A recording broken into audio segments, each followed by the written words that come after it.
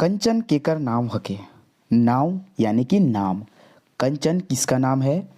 तो option number इसका सी हो जाएगा, चुन्नीराम दुबे। ये ऑप्शन गलत है। चुन्नीराम दुबे का उपनाम कंचन है। ठीक है, तो शुरू से ही हम बताते आ रहे हैं कि उपनाम आप जरूर याद रखिएगा, यानी कि चुन्नीराम दुबे का उपनाम क्या है? कंचन। तो चलिए इनके बारे में डिटेल्स पढ़ते हैं, यानी कि इनका जन्म कहाँ और कब हुआ था। तो सबसे मैं बता दूं पहले कि कोराम्बे, है ना, कोराम्बे परगना के बड़काडी घघरा गांव गुमला में हुआ था, है ना। कहाँ?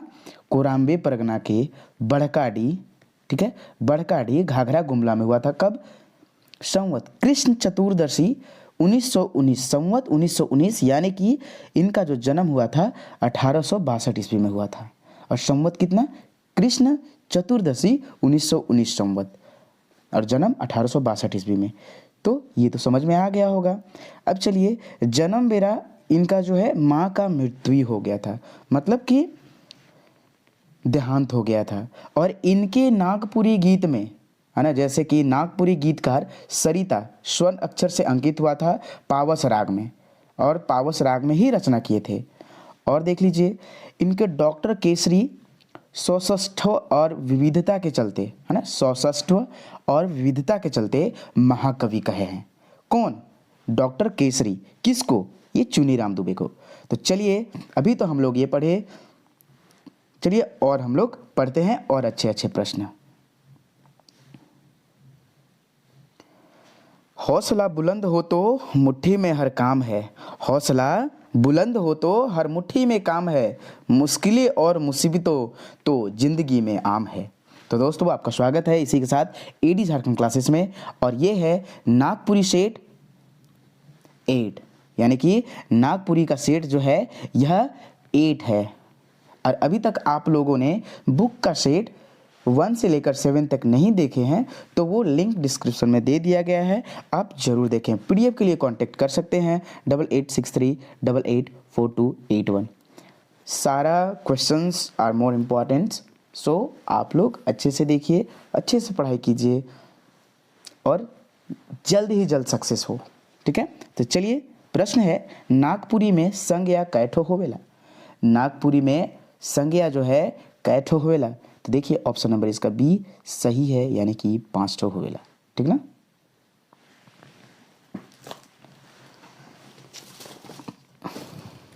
तो संज्ञा कितने प्रकार के होते हैं? 5 प्रकार के। ठीक है ना। कौन कौन सा? व्यक्तिवाचक संज्ञा, जो केवल एक वस्तु, एक चीज का बोध कराता हो, है ना, एक जिनिस का बोध कराता है। जिनिस यानी कि होता है नागपुरी में वस्तु ही होता है जिनिस। ठीक है, तो उसको व्यक्तिवाचक कहते हैं। समूहवाचक, तीसरा जातिवाचक, चौथा द्रव्यवाचक और पांचवा भाववाचक। तो इस प्रकार से 5 संज्ञा हो गए। चलिए, नेक्स्ट क्वेश्चन क्या कहता है? नागपुरी में कितना वर्ण होवेला? तो देख लीजिए, 25 + 8 होता है। कितना? 25 + 8। ये वर्ण हो गया और ये हो गया व्यंजन, यानी कि टोटल मिलाकर कितना हुआ? 33। तो इसका जो आंसर है सी ऑप्शन नंबर गलत है, यानी कि ऑप्शन नंबर इसका ए हो जाएगा। 33 इसका आंसर हो जाएगा। तीसरा नंबर प्रश्न है, एक कोरी में कितना मात्रा होवेला? तो एक कोरी में 20 होता है। एक कोरी इज इक्वल टू कितना होता है? 20 होता है। ये आप याद रखिएगा। ठीक है, नेक्स्ट चलिए, 4th नंबर प्रश्न है, कुंभा, है ना, कुंभा कहे ना तो क्या चीज को कहते हैं? ये ना झोपड़ी को कहा जाता है ना। तो एक अस्थायी झोपड़ी को कि आज यहाँ लगाए कल वहाँ लगाए, ठीक है, अलग अलग जगह पर लगाना, उसको क्या कहते हैं? अस्थायी झोपड़ी, कुंभा उसको कहा जाता है। ठीक ना। चलिए, 5th नंबर प्रश्न है, अलगरज कर अर्थ होवेला। अलगरज कर अर्थ का होवेला? तो अलगरजू है का, हम लोग कभी कभी बोल देते हैं अलगरजू है का। ठीक है, तो ये लापरवाह होना, है ना। इसका मतलब क्या हो गया? लापरवाह होना। लेंगा भतखैया, लेंगा भतखैया मतलब होता है लेना और देना नहीं होता है। नागपुरी में लेंगा और भतखैया है, यानी कि बायां और दाहिना होता है। लेंगा मतलब होता है बायां, है ना, बायां, यानी कि लेंगा हाथ, लेंगा हाथ से मारेंगे हम, लेंगा हाथ से मारेंगे और भतखैया हाथ से खाएंगे। भतखैया हाथ से भात खाएंगे, यानी कि हम लोग तो जनरल जो होते हैं कौन से हाथ से चावल खाते हैं या फिर खाना खाते हैं, दाहिना हाथ से ही। तो वही याद रख लीजिए कि भात कौन से हाथ से खाते हैं, भतखैया, है ना, भतखैया यानी कि दाहिना से। तो ये ट्रिक है ना, तो कभी भूल जाइएगा। यहाँ दे देगा ना ऑप्शन में दायां बायां दे देगा, तो उस टाइम क्या कीजिएगा, दायां बायां मार दीजिएगा, नहीं, यहाँ लेंगा है पहले, तो लेंगा वाला ये बायां होगा और भतखैया वाला दाहिना होगा। चलिए नेक्स्ट की ओर चलते हैं, नेक्स्ट क्वेश्चन की ओर। 7 नंबर प्रश्न है, गरु कर स्त्रीलिंग का होई। तो गरु का मतलब होता है बैल, है ना, गरु कर मतलब होता है बैल। और ये बताइए कि गुरुआ मतलब क्या होता है, गुरुआ, और एक गुरु का मतलब क्या होता है, जल्दी बताइए कमेंट सेक्शन में। ये क्वेश्चन सॉल्व कर रहे हैं तब तक आप कमेंट सेक्शन में कमेंट कीजिए, ठीक है। तो गरु कर मतलब होता है बैल, और बैल कर स्त्रीलिंग क्या होता है, गाय। तो इसका क्या हो जाएगा ऑप्शन नंबर। तो गुरुआ मतलब होता है मीठा, ठीक है, और गुरु का मतलब होता है हम लोग के गुरु। लांभा माने होवेला, लांभा, लांभा का मतलब का होवेला, तो खरहा होता है। नेक्स्ट 9 नंबर प्रश्न देखते हैं, आपने जाबई में आपने का हके, आपने जाबई में आपने का हकई। तो देख लीजिए ये निजवाचक सर्वनाम है या प्रथम पुरुष या मध्यम पुरुष, तो जल्दी बताइए। तो देखिए यह निजवाचक है, आपने, आपने मन, यानी कि ये स्वयं को कर रहा है, ठीक है। तो ये जो है निजवाचक हो गया, है ना, ऑप्शन नंबर ए, ये गलत है, सी नहीं होगा। चलिए नेक्स्ट नंबर प्रश्न है, सुकस जात होवी कौन काल हके। सुकस जात होवी कौन काल हके, सुकस जात होवी। देखिए इसमें ना संदिग्धता लग रहा है, मतलब शक लग रहा है कि सुकस शायद जा ही रहा होगा, ठीक है ना, ये ऐसा लग रहा है। तो ये क्या हो जाएगा, संदिग्ध भूतकाल है। और ये बताइए कि आप लोग को काल कितने प्रकार के बताए थे, काल 3 प्रकार के होते हैं, है ना, भूत, वर्तमान और भविष्य, है ना। और इसका भी आपको एक ट्रिक बताए थे 362 का, वर्तमान काल 3 प्रकार के होते हैं, भूतकाल 6 प्रकार के और भविष्य काल 2 प्रकार के। तो ये आपको मालूम होना चाहिए। नहियर, नहियर का अर्थ होवेला, यानी कि नहियर का जो अर्थ होता है, अर्थ होता है, नागपुरी में अर्थ को ही क्या कहते हैं, अर्थ होवेला। का चीज़ होता है, यानी कि मायकर घर। एक स्त्री के लिए, एक जनानी के लिए क्या होता है, नैहर, हम लोग नैहर बोलते हैं, यानी नैहर लिखा है, ठीक ना। तो जो माँ का घर होता है वो क्या होता है, नैहर होता है माँ के लिए। मुदा माने का होला, तो इसका मतलब होता है किंतु, लेकिन, ये सब होता है, ठीक है। चलिए 13 नंबर प्रश्न है, क्रिया कर अर्थ होवेला। क्या चीज़ क्रिया कर अर्थ होवेला, क्रिया क्या चीज़ है, तो यह एक कसम है। अरे हम लोग क्रिया खाते, तू क्रिया खाओ कि नहीं, झूठ बोल रहा है, ऐसे बोलते हैं ना, तो एक कसम है, ठीक है। एक करिया होता है जो पिंधे वाला कपड़ा होता है। तो ये कन्फ्यूजन में नहीं आके कन्फ्यूज मतलब कि नहीं मार देना है, ठीक ना।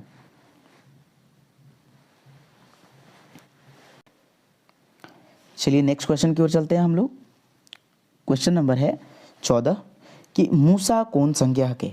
तो मूसा देखिए एक प्रकार के मूस नहीं होते हैं, बहुत सारा प्रकार के होता है, लेकिन यहाँ पूरा मूसा को ही बोला, पूरे एक जाति को बोल दिया गया है। तो ऑप्शन नंबर इसका बी हो जाएगा। समूहवाचक तो आप लोग तो बचपन से पढ़ते आ रहे हैं, संज्ञा किसे कहते हैं, जातिवाचक संज्ञा, द्रव्यवाचक संज्ञा, ये तो आप बचपन से ही पढ़ते आ रहे हैं, ठीक ना। तो देख लीजिए यहाँ समूहवाचक संज्ञा किसे कहते हैं, जो समूह का बोध कराता है, जैसे जतरा यानी कि मेला, सेना, बैठकी, है ना, जो पंचायत का बैठकी होता है उसमें बहुत सारे आदमी रहते हैं, तो क्या आ गए, हाट मतलब कि बाजार। तो इस प्रकार से आपके समूहवाचक हो गए हैं। चलिए नेक्स्ट प्रश्न है, अध कचरा में अध हके, है ना, 15 नंबर प्रश्न है, अध कचरा में अध क्या है, तो उपसर्ग है। वो कैसे, एक ट्रिक आपको बताए थे, उपसर्ग और प्रत्यय का। उपसर्ग यानी जो आगे लगता है, ठीक है, हमेशा याद रखिएगा, उपसर्ग यानी कि आगे लगता है, ये ट्रिक बता रहे हैं। अगर आपको डिटेल्स में पढ़ना है तो एडी झारखंड क्लासेस का प्लेलिस्ट में जाइए, 5 घंटे का नागपुरी का क्लास है, वो कर ले, है ना। और प्रत्यय यानी कि पीछे, तो यहाँ है अध, अध कचरा, है ना, अध कचरा में अध जो क्या है, उपसर्ग है। तो ये जो है इसका आंसर सही ए हो जाएगा। चलिए 16 नंबर, सटा साइट शब्द हके। सटा साइट क्या है, तो देख लीजिए यहाँ यह क्रिया विशेषण है, बिकॉज क्रिया का ही यह विशेषता बता रहा है, ठीक है। चलिए नेक्स्ट 17 नंबर प्रश्न, अंगनी नहाय के खालक में पूर्वकालिक क्रिया ले होलक, यानी कि नहाय के खाए के काछी, तो नहायक। यहाँ क्या है, पूर्वकालिक क्रिया है, नहाने के बाद ही, नहाय के बोला है, ठीक है, नहाय के खालक। 18 नंबर प्रश्न है, झारखंड बने के पहले झारखंडिया का कहात रहे, है ना। देख लीजिए यहाँ जो बोल रहा है झारखंड बने के पहले झारखंडिया का कहात रहे, तो यह छोटा नागपुरिया कहात रहे।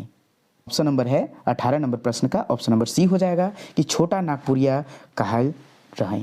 ठीक है, चलिए 19 नंबर प्रश्न है, पहले झारखंड कर के मतलब का नाम से जानल जाएला, तो हीरा नागपुर से, एकदम पहले शुरू कौन से, हीरा नागपुर से। ठीक है, और आपको अगर मुझे ये बात याद ही आ गया है तो छोटा नागपुर से आप एक बताते हैं, जैसे कि एक सेकंड पेन को चेंज कर लेते हैं। सपोज ये ना, ये झारखंड हो गया, ठीक है, ये झारखंड हुआ, तो यहाँ 3 पठार से मिलकर जो पूरा था छोटा नागपुर का पठार कहलाता था। ठीक है, पठार से आ गया याद, तो छोटा नागपुर का जब पठार कहलाता था तो कितने पठार मिलकर छोटा नागपुर पठार, तो 4 पठार मिलकर, एक था जो बिहार में यहाँ गया का पठार था, जो कि अभी इसका थोड़ा थोड़ा अवशेष मिलता है। ठीक है, तो यहाँ देखिए इसको रांची का पठार, हजारीबाग का पठार, हजारी रांची, और यह कोडरमा का पठार, तो ये 3 पठार मिलकर ही छोटा नागपुर का पठार कहलाता था। और एक जो था गया का पठार, ये इसका बहुत ही कम अवशेष मिलता है, नहीं के बराबर मिलता है, जो अभी बिहार में है। तो जनरली जो मिलता था 3 पठार मिलकर छोटा नागपुर का पठार बनता था। चलिए नेक्स्ट, जानते थे तो ठीक है, नहीं जानते हैं तो भाई सीख लिए। चलिए नेक्स्ट, बरजूराम, हाँ देख लीजिए, पहले जो झारखंड के का नाम से जाना जाएगा, तो ये जो है हीरा नागपुर से, सबसे पहले हीरा नागपुर से जाना जाता था। बरजूराम का रचना काल, यानी 20 नंबर प्रश्न है, बरजूराम का रचना काल कब से कब तक मानल जायत रहे, तो बताइए बरजूराम का जो है ये कब से कब तक मानत जायत रहे, तो ये जो है 1800 से 1850 तक इनका काल माना जाता था। ऑप्शन नंबर ए। तो भाई बताइए कि बरजूराम का पूरा नाम का हलक, इनके बारे में टोटल पढ़ लेते हैं। बरजूराम का जो था पूरा नाम क्या था ना, तो बरजूराम पाठक था नाम, क्या था, पाठक जी इसमें लगा दीजिए, है ना। चलिए नेक्स्ट, ब्लैक करते हैं, ब्लैक करते हैं, है ना। तो इनका जो था यह नागपुरी के तीसरा कवि थे, यानी कि तीसरा, पहला कौन थे, रघुनाथ निरपति, दूसरा कौन थे, हनुमान सिंह, और तीसरा कौन है, पाठक जी, यही बरजूराम पाठक। और इनका जन्म कहाँ हुआ था और इनका निवास स्थान और जन्म, भाई चलिए बताते हैं। इनका जो जन्म हुआ था, जन्म हापा मुनि ग्राम में, हापा मुनि ग्राम, थाना घगरी, जिला गुमला में हुआ था।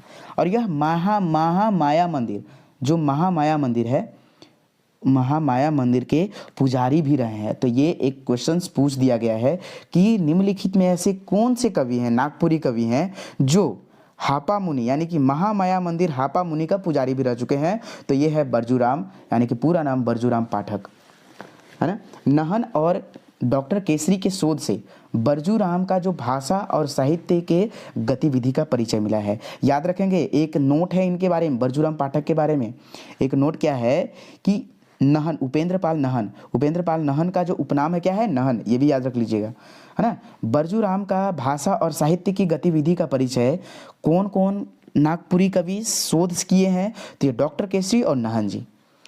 और एक बुक है इनका लरका खंडगीत, है ना, लरका खंडगीत, ये कोल विद्रोह जो 1831 से 32 में हुआ था, ओकर ऊपरे ये बुक आधारित है, और जो कि किनके द्वारा लिखा गया था, तो यह बरजूराम पाठक के द्वारा लिखा गया था। और इनके ही काल में झारखंड में बहुत ही बड़ा अकाल पड़ा था। कब, भयंकर अकाल आया था 1803 ईस्वी में। कब, 1803 ईस्वी में, इनके ही काल में। और 1831 और 32 का जो कोल विद्रोह हुआ था, तो इनका जो है एक लड़का खंड गीत में बरजूराम पाठक का जो है, इसमें बहुत विधिवत ढंग से उनका चर्चा किए हैं।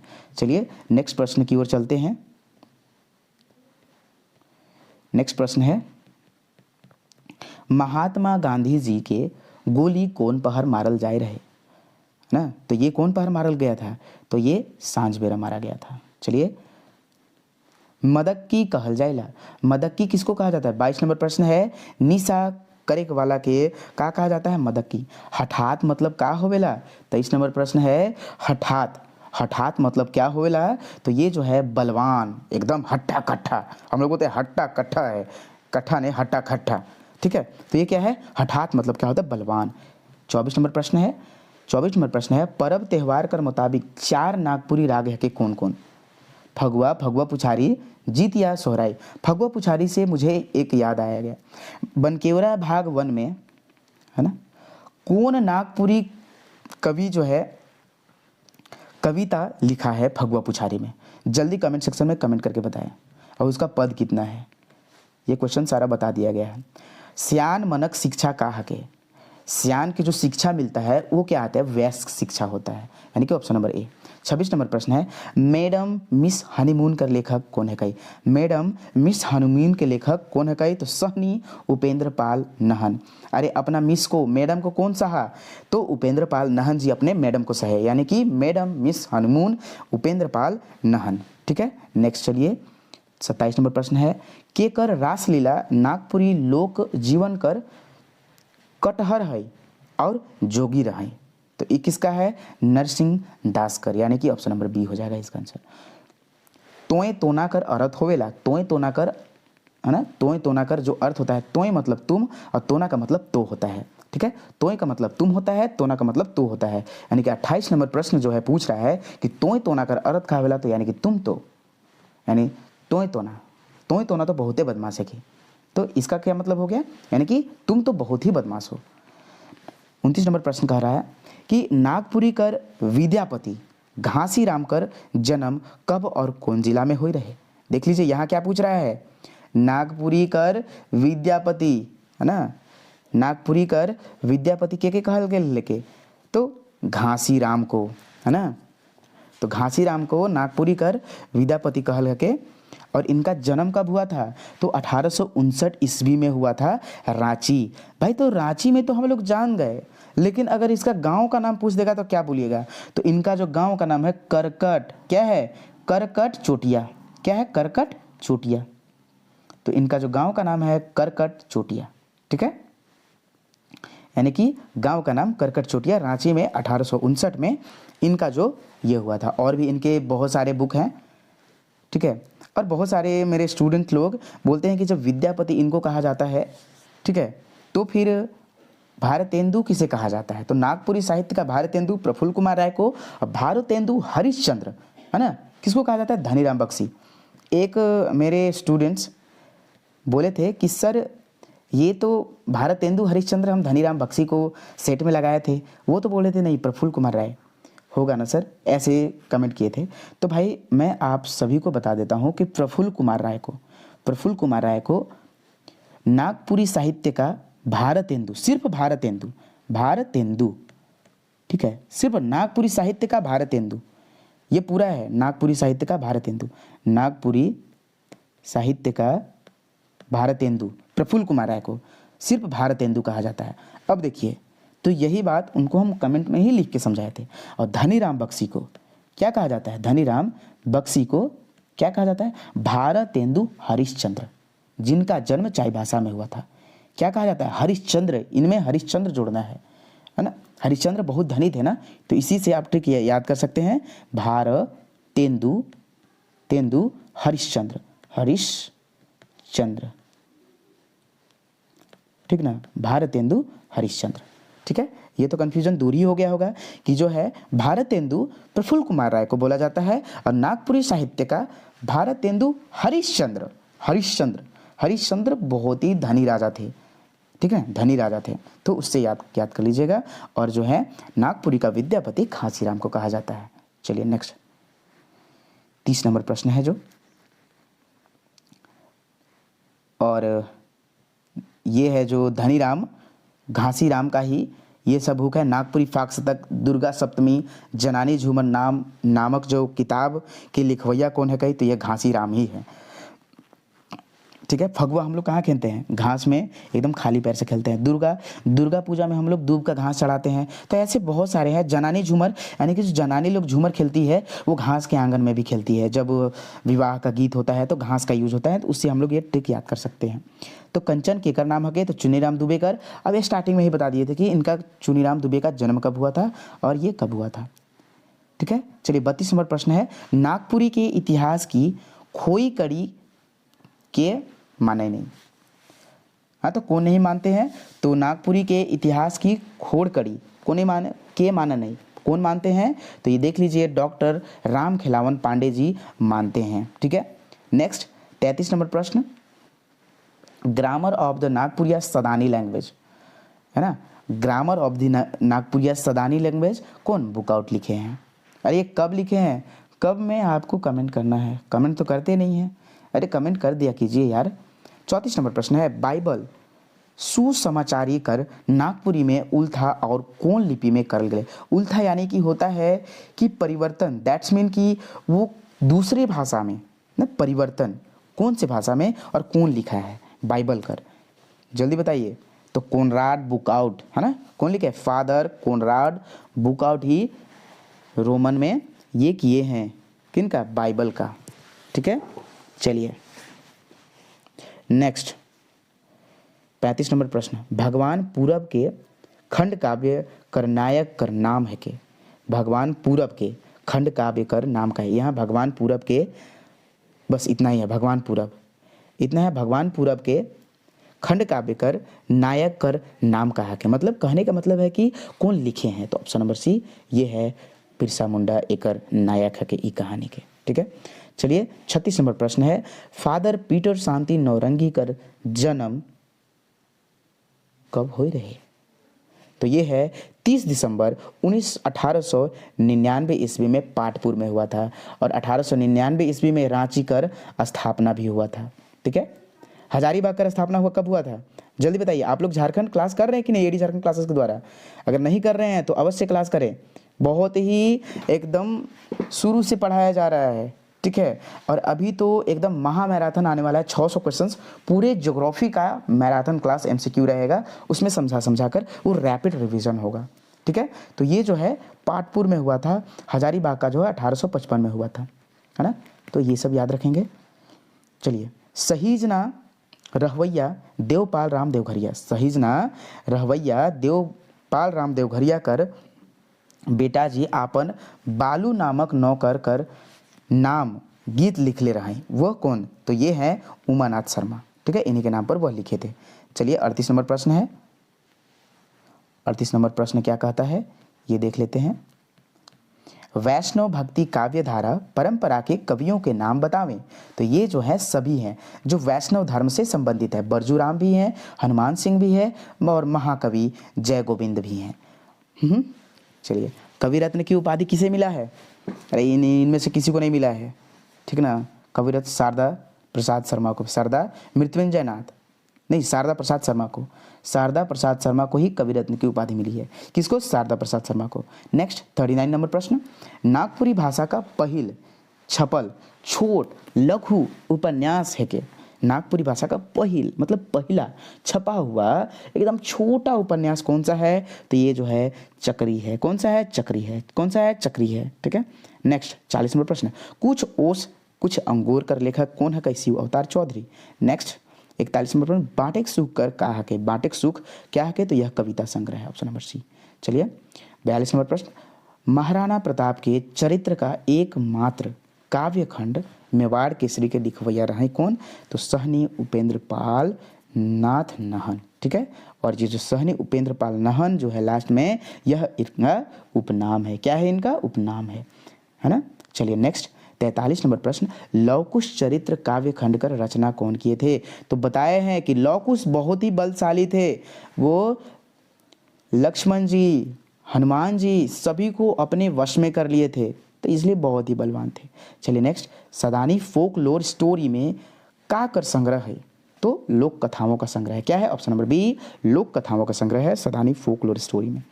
अभिराम कर अर्थ का होवेला? अभिराम कर अर्थ होवेला आराम, है ना। अभिराम का अर्थ होता है क्या चीज? आराम, है ना। चलिए नेक्स्ट चलते हैं हम लोग। अभिराम का अर्थ क्या होता है? तो होता है आराम, है ना। तेतर के छां, तेतर के छाहे के लिखले है, तेतर के छाहे कौन लिखले है? तो Vishnu Datt Sahu, option number A Vishnu Datt Sahu. तेतर के छां कौन लिखले है? विष्णु दत्त। तेतर के छां विष्णु दत्त। चलिए नेक्स्ट चलते हैं, 47 नंबर प्रश्न है, प्रेमचंद्र कर समतुल्य आधुनिक नागपुरी साहित्य कर इतिहास में केकर ठाव है, तो ये जो है प्रफुल्ल कुमार राय कर स्थान है, ऑप्शन नंबर सी।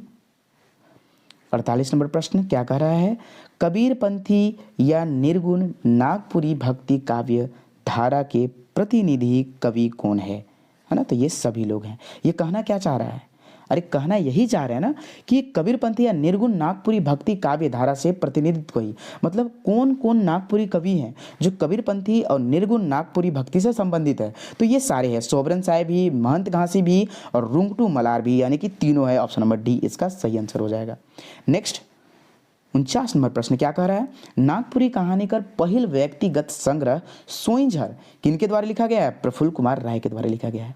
किनके द्वारा, प्रफुल्ल कुमार राय के द्वारा सोइंझर लिखा हुआ है। कब कब लिखा गया था ये, तो 1967 ईस्वी में। कब, 1967 ईस्वी में। नेक्स्ट 50 और लास्ट क्वेश्चन है। इसके पहले मैं आपको बता दूं कि आप अभी तक नागपुरी का क्लास नहीं किए हैं तो कर ले अवश्य, बिकॉज फ्री ऑफ कॉस्ट, कोई भी पेड कोर्सेज खरीदने की कहीं से कोई ज़रूरत नहीं है।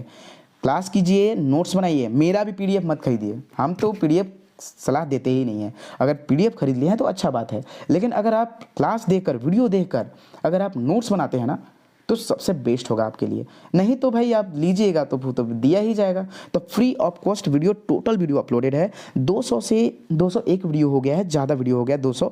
तो वो वीडियो सारे वीडियो को देख लेंगे, है ना, उसके बाद आपका 90+ आना तय है ना। If you want to more score Nagpuri language then you can, okay. तो यहाँ देख लीजिए कि आप 90+ स्कोर जरूर करें, पक्का करेंगे। आपको टोटल वीडियो टोटल देखना होगा। अब सबसे बड़ी खुशी की बात है कि नागपुरी लोक साहित्य उतना बड़ा बुक है, कौन पढ़ेगा, तो उसके लिए शॉर्ट नोट्स 1 लाइनर बनाया गया है। एक बार मात्र आप बुक मत पढ़िए, 1 लाइनर और MCQ बना लीजिए। 350 है नागपुरी लोक साहित्य में, और नागपुरी लोक संगीत का भी 1 लाइनर और MCQ है। सारे वीडियो को देख लीजिए, एकदम चटनी कर दीजिएगा, तहलका मचा दीजिएगा, सारे वीडियो को देखिएगा। तो चलिए, है नागपुरी कर पहिल उपन्यास कर लिख ले हैं, तो कौन लिखे हैं पहिल उपन्यास, तो ये तो कमेंट सेक्शन में कमेंट आपको करना होगा। ये कमेंट सेक्शन में कमेंट आप कीजिए कि नागपुरी कर पहिल उपन्यासकार के लिखवैया कौन है, कई शकुंतला मिश्र हैं या फिर